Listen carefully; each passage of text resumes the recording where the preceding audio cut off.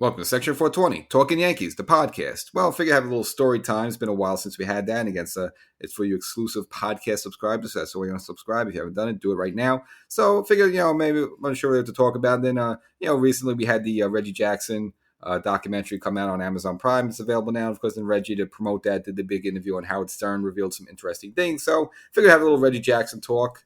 Now, again, only spent 5 years with the Yankees, but pretty much people view him as a Yankee, even though he spent a lot more time, won some championships in Oakland as well. He spent some significant time with the California Angels, but nevertheless, for the most part, people view him as a Yankee. So kind of figured get into his final games at Yankee Stadium. Never really got the full goodbye he really wanted in '86, so he would come back in '87. So figure get into all that. But really the interesting part is that final game in '86. Because it was kind of interesting just for a number of different reasons. Now, it was a game where the Yankees lost 2-0.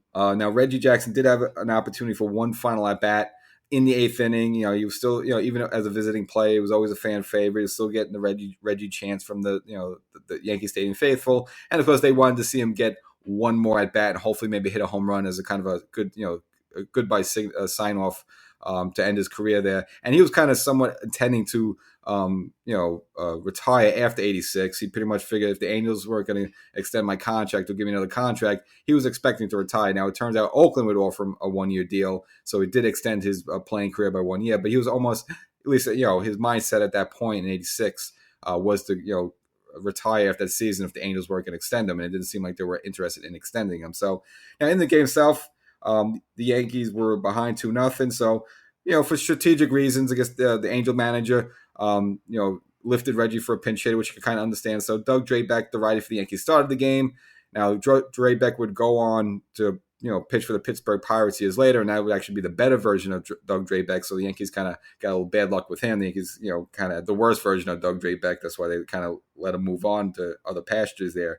But in the game, only 2-0. Angels manager brought out George Hendricks because the Yankees counted with lefty Ron Scurry. So lefty Ron Scurry versus lefty Reggie. And so I can understand the Angels manager wanted to lift Reggie there. So I went with pitch hitter George Hendricks. Now, if the score at the time was a blowout, let's say it was 10-1, whether the Yankees winning or losing, I'm sure that even on a lefty on lefty situation, you're going to let Reggie get one more at bat there to see, hopefully maybe get into one and, hit a home run there in his final game at Yankee Stadium so he can have the proper send-off he would like. But of course, at the point, when the score is 2-0, you have to be a manager. You have to be strategic about it. So you kind of understand why he lifted Reggie in that situation. And Reggie kind of went out in the whimper in that game.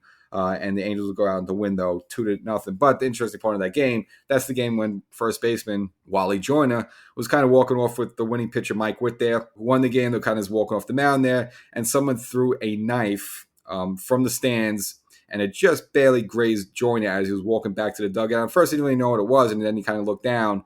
And first, he thought it was a comb, but then he actually looked at it and was like, oh, my God, this is like an open knife. So I guess, out of anger, upset, or just, the usual Yankee Stadium craziness back in those days, especially the 80s, someone threw the knife down and, again, just barely glanced Joyner in. Luckily, this was just a glance and nothing else. And then, of course, he bolted out of there as soon as he realized it was a knife.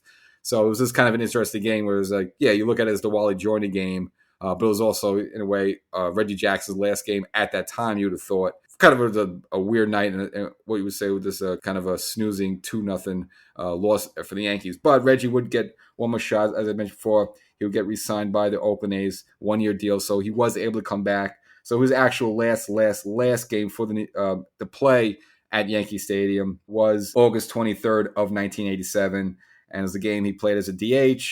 Played the entire game, went 0 for 2 with a walk and a strikeout. So, nothing great there.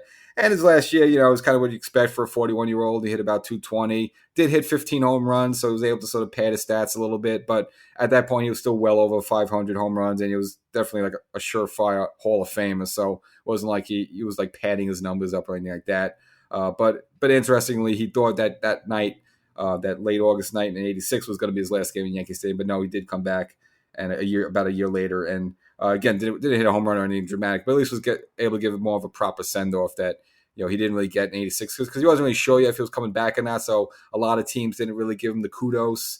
You saw the goodbye trail when, Mariano Rivera left, and he got gifts and everything, and even Jeter got kudos by, the Boston Red Sox, stuff like that, even Big Papi.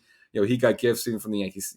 Yankees just usually when you have the big players kind of going out, they kind of get the heroes goodbye send off. Whereas Reggie really didn't get that in '86, so that's why it was kind of a weird thing. So, but he was able to get that in '87, and even when he was visiting the Boston Red Sox in Fenway, he got introduced on the PA system as Mr. October. So again, he was able to have get his proper send off there as an Oakland A there in '87. So that's the Reggie story, kind of the quick, this kind of an interesting thing there. So and of course maybe I'm not sure if you heard of the Wally Joyner story. It's kind of one of the more infamous, kind of in a negative way, stories about the whole Bronx Zoo and stuff like that. So, but again, that was the same night where it almost was going to be Reggie's last game at Yankee Stadium as well. So it's kind of interesting how all that stuff turned out. So that's the story, kind of a quick one there. So make sure you subscribe to the podcast. Got plenty more of the stories and experience and stuff to share with you. And of course, wrap ups after each series. So catch you next time.